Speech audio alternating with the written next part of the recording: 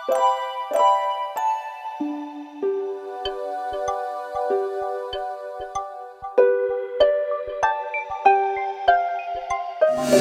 Dieu Tout-Puissant, nous te disons merci Seigneur Jésus. La science nous enseigne que chaque homme sur cette terre doit avoir au moins 46 chromosomes, 23 du père, 23 du mère. Sinon cet individu devient un paralytique, une personne mal formée. Mais je te rends toute la gloire Seigneur Jésus, car je prêche. J'annonce un homme qui n'a point 46 chromosomes, mais il est le plus puissant, le plus intelligent de tout l'univers. Seigneur, glorifie-toi en ce jour, afin que ton nom, mon Dieu, mon roi, soit gravé à tout jamais dans nos cœurs. Au nom de Jésus-Christ que j'ai ainsi prié. Amen. Amen. On m'a donné peu de temps. Il n'était pas préparé, mais on me l'a annoncé là maintenant, il n'y a pas de souci. Je vais amener un message aujourd'hui. Nous savons que le thème c'est Christ, le sujet de notre adoration. Amen. Amen. Car beaucoup ont des sujets de leur adoration. Certains adorent des animaux, certains adorent des hommes, d'autres adorent sa femme, d'autres adorent des stars. Mais ceux qui sont venus aujourd'hui, j'ose croire qu'ils ont un même sujet d'adoration que moi. Un homme qui nous a rachetés, un homme qui nous a libérés. Amen. Amen. Normalement, j'allais donner les Écritures pour que nous puissions lire, mais on ne va pas lire l'histoire. Je vais le dire et après nous allons lire le plus important. Amen. Je comptais parler aujourd'hui, par la grâce du Seigneur, de cet homme qu'on appelle Élie et Élisée. Nous connaissons Élie, un homme puissant qui s'est levé contre Akab. Élie était prêt à donner sa vie pour la parole du Seigneur. Cet homme ne regardait pas qui il était. Il était prêt à s'affronter avec un roi du pays. Or que lorsque le roi te dit tais-toi, tu te tais. Mais cet homme était capable de pouvoir affronter ce roi au péril de sa vie. Il a affronté ce roi de plusieurs sortes, de plusieurs manières. Il a fermé le ciel. Il a détruit les prophètes des Baals. Mais à un moment donné, Élie va demander à Dieu lui-même de lui donner la mort. Car il pensait qu'il était le seul. Et il pensait qu'il n'avait pas assez la capacité pour faire bien la mission de l'Éternel. Or, l'Éternel lui dira, écoute Élie, avant que tu puisses souhaiter la mort, tu dois d'abord oindre un homme qu'on appelle Élisée. Par là, j'aimerais dire qu'il y a beaucoup d'hommes, ils pensent qu'ils sont seuls à servir Dieu. Ils pensent que si tu n'es pas là, Dieu ne va pas agir. Si tu te tais, Dieu ne pourra rien faire.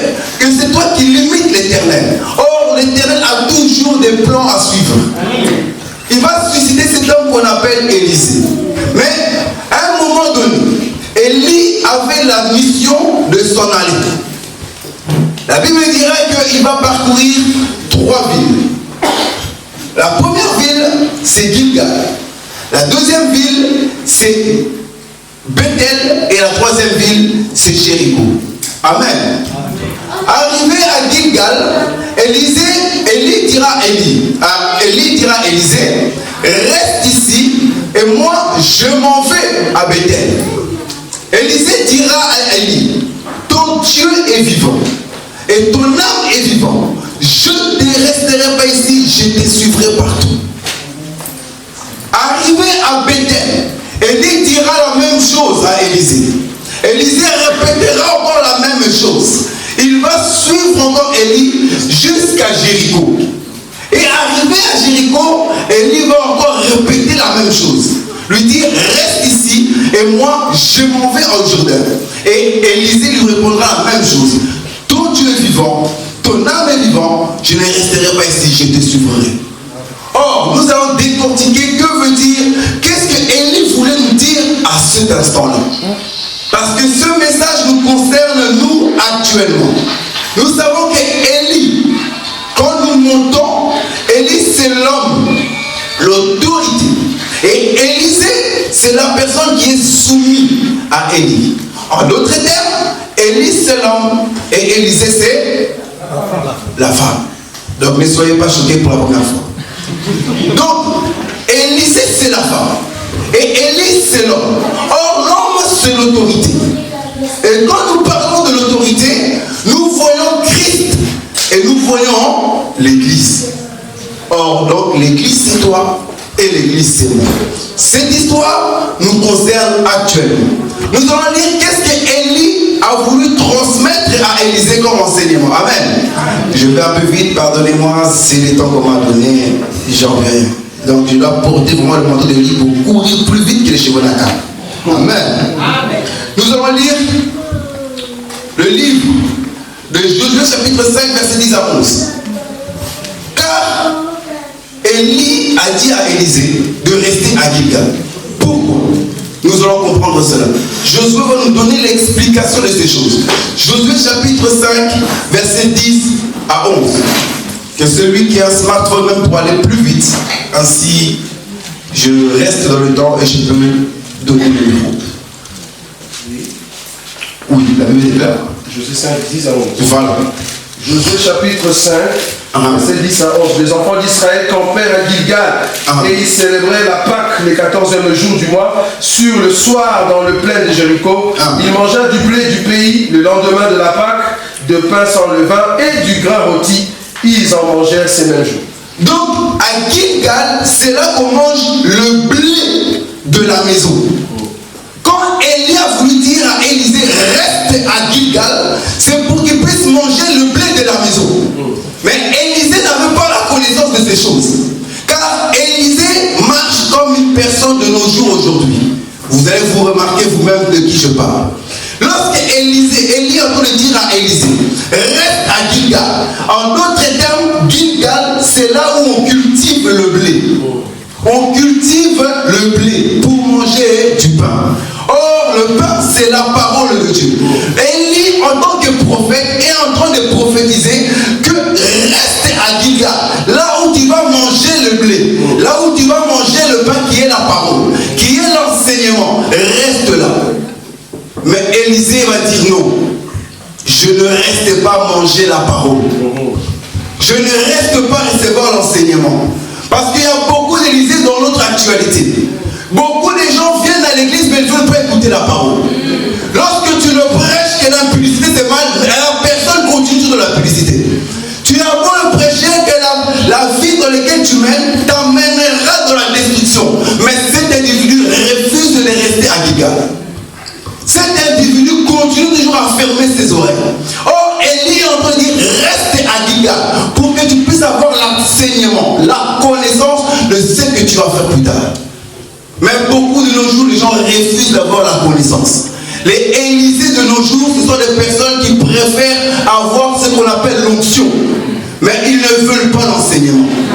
Ils veulent recevoir le manteau, mais ils ne veulent pas recevoir la connaissance. Or, la Bible déclare que mon peuple périt par manque de connaissance. Mais les Élysées de nos jours préfèrent périr, mais de faire des techniques, c'est mieux pour le âme. Élie est en train de dire à Élisée, reste à Gilgal. Car à Gilgal, tu seras enseigné. Mais lorsque nous ne restons pas à Gilgal, voici les conséquences. 2 Rois chapitre 4. Élisée revint à Gilgal et il y avait une famine dans le pays. Comme le fils de prophète était assis devant lui, il dit à son serviteur, mets le grand pot et fais cuire un potage pour le fils de prophète. Donc Élisée, lorsqu'il revient de sa marche, parce que c'est trop long à expliquer, c'est tout un enseignement, même de 3 mois, je peux vous donner cela. Mais Élisée, lorsqu'il retourne à Gilgal, la Bible déclare que la Gilgal est en famille. Donc nous comprenons que les gens qui ne restent pas à Gilgal, ce sont des gens que demain ils seront en famille. Ils n'ont pas de blé, ils n'ont pas de la nourriture dans leur vie. Ils sont en train de marcher, c'est vrai, mais la parole n'y est pas dans leur vie. Ce sont des terres secs. Il n'y a plus de pluie. C'est ça la conséquence quand nous ne restons pas à Gilgal. Quand tu restes à Gilgal, tu peux encore manger. Mais lorsque tu ne restes pas, tu deviens une terre sèche. C'est ce que Élisée est en train de prophétiser pour les Élysées de nos jours. Car jusqu'aujourd'hui, encore des Élysées qui refusent de rester à Gilgal. La Bible déclare qu'il n'y a rien de nouveau sous le soleil. Ce qui était, c'est ce qui est. Donc les Élysées qui étaient, c'est Élysées qui ont encore aujourd'hui. Donc je parle à Élysée aujourd'hui que si tu ne restes pas à Gilgal pour recevoir l'enseignement, pour recevoir la connaissance de l'Éternel ton Dieu, pour recevoir le Christ, le sujet de notre adoration, tu seras une terre sèche. Tu vas mourir de famine. Et lorsque cette histoire de Gilgal est passée, Élie va amener Élisée. Arrivé à Bethel, Élie dira à Élisée, reste ici à Bethel. Mais Élisée dira non, je ne reste pas à Bethel, je continuerai encore la marche avec toi. Mais qu'est-ce que Élie voulait nous enseigner à Bethel? Or à Bethel nous ferons un patriarche nommé Jacob. Il était à Bethel. C'est là qu'il a reçu la révélation de l'Éternel. C'est là qu'il a reçu qui il était. Que l'Éternel ne l'abandonnera jamais. C'est là où il y a la révélation. Mais ce qui est encore plus important à Bethel, c'est Genèse chapitre 35. Nous allons voir cela. Genèse chapitre 35. Genèse chapitre verset 35. Genèse 35. Voilà. 35 verset 3. Genèse chapitre 35 verset 3. Nous nous lèverons et nous monterons à Bethel. Là je dresserai un autel au Dieu qui m'a exaucé dans le jour de ma détresse et qui a été avec moi pendant le voyage que je fais. Donc à Bethel, c'est le lieu de la révélation. Non seulement la révélation, mais également le lieu de souvenir. C'est de te souvenir là où l'Éternel t'a saisi. Quand tu étais en fuite d'Ésaü, ton Dieu t'a saisi à Bethel. Élie veut faire nous comprendre à Élisée que ici à Bethel, tu n'auras la révélation de qui est l'Éternel. Non seulement la révélation, mais tu te souviendras là où l'Éternel t'a ramassé. Dans des moments difficiles, tu te souviendras que l'Éternel m'a saisi. Lorsque les gens m'ont abandonné, je me souviendrai que l'Éternel était encore là.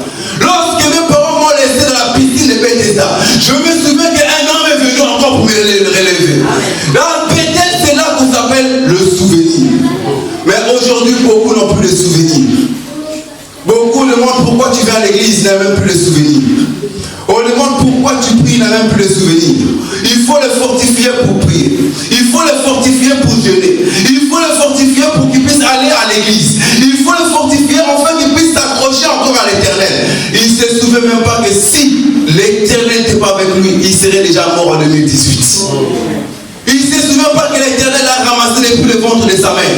Peut-être que tu es encore ici. Si Dieu t'ouvre les yeux, tu allais déjà mourir dès le ventre de ta mère. Mais l'Éternel t'a secouru. Tu as entendu les témoignages de ton accouchement. Mais aujourd'hui, tu n'as plus le souvenir. Or, à Bethel, c'est là qu'on a encore le souvenir de l'Éternel. Là où Dieu t'a saisi. Là où Dieu t'a secouru. Enfin que la mort d'Ésaü ne puisse pas s'abattre sur toi. Là où l'Éternel s'est révélé dans ta vie, c'est à Bethel. Élisée reste à Bethel. Il dit non, moi je veux encore le manteau. Élisée reste recevoir le souvenir. Comment tu as rencontré l'Éternel? Et il dit non. Or, à Bethel, quand on ne reste pas, il y a toujours une conséquence. La conséquence, c'est 2 Rois chapitre 2, papa. Regardez la conséquence de Bethel. Lorsque nous ne restons pas. 2 Rois chapitre 2 verset 23. 2 Rois chapitre 2 verset 23. La Bible dit ceci. Il monta de là à Bethel. Comme il cheminait à la montée de petits garçons sortis de la ville et se moquant de lui, il lui disait monte chauve, monte chauve. Hey, l'homme qu'on craignait, l'homme qu'on aimait, le prophète du moment, l'homme qui était bien sapé. Mais si tu ne restes pas à Bethel, si tu rejettes la parole de Dieu qui se trouve encore à Gilgal, la Bible dit voici la conséquence. Tu seras un sujet de moquerie. Tu seras un sujet de moquerie. Lorsque l'Éternel t'a saisi, il a renouvelé ta vie, il a racheté ta vie. Mais toi, lorsque tu l'abandonnes, la Bible déclare, puisque tu as rejeté la parole de l'Éternel, lui aussi te rejettera. Tu seras un sujet de moquerie. Beaucoup de nos jours, toi aujourd'hui tu es encore bien. Tu penses que non, vu que j'ai oublié Bethel, vu que j'ai oublié Gilgal, l'Éternel est encore avec moi. Oui, Saül avait dit Samson avait dit la même chose. Mais la Bible dit, il a oublié que l'Éternel s'était retiré de lui. Beaucoup de gens, ils oublient que l'Éternel s'est retiré d'eux. Puisque tu as rejeté la parole de Dieu, puisque tu te souviens peu de qui il te donne le souffle de vie, qui est le sujet de ton adoration, il se retirera de toi. Et à ce moment, tu deviendras un sujet de moquerie. Personne ne te regardera. Tu seras un sujet de moquerie. Regarde bien ta vie. Tu vas voir qu'au fil et à mesure, les choses commencent à s'en aller. Les choses commencent à partir. Toi qui étais bien, les hommes te courent autour. Aujourd'hui, tu es célibataire et tu es en train de galérer. Parce que Dieu est en train de se retirer de toi. J'ai beaucoup à dire, mais je dois avancer car je regarde le temps. Même si Élie a couru plus vite que les chevaux d'Agab. Mais là, vous êtes terrible maintenant. Nous allons avancer. Ils vont quitter Gilgal. Ils vont quitter Bethel. Et ils vont arriver à un lieu qu'on appelle Jéricho. Élisée va dire la même chose. Élie va dire la même chose. Élisée, reste à Jéricho. Mais Élisée dira non. Ton Dieu est vivant. Ton âme est vivante. Je ne resterai pas à Jéricho. Mais qu'est-ce que Élie voulait nous enseigner nous aujourd'hui? Reste à Jéricho. Jéricho, la Bible nous dit, dans Josué chapitre 9, que Jéricho est une terre maudite. Mais qu'est-ce que je vais rester là-bas? Nous comprenons que Élisée, toi Élisée de nos jours, tu as la mission et le devoir d'aller délivrer, d'aller proclamer aux captifs qui sont à Jéricho la résurrection. Parce que Jéricho, c'est une terre maudite. Or, quand nous parlons de la terre maudite, nous voyons directement Adam qui a été maudit. Par la chair, nous avons été maudits. Celui qui n'a pas la parole de Dieu est un homme maudit, car la chair est au contrôle de son esprit. Et nous devons annoncer la parole de Dieu à cet homme. Mais j'aime les Écritures. La Bible déclare que l'Esprit du Seigneur est sur moi pour aller proclamer la délivrance aux captifs. La Bible n'a pas dit pour aller prendre la clé, ouvrir, que les captifs sortent. Non, proclamer la délivrance. Cela veut dire que les gens là sont déjà délivrés, mais ils n'ont pas la connaissance qu'ils sont délivrés.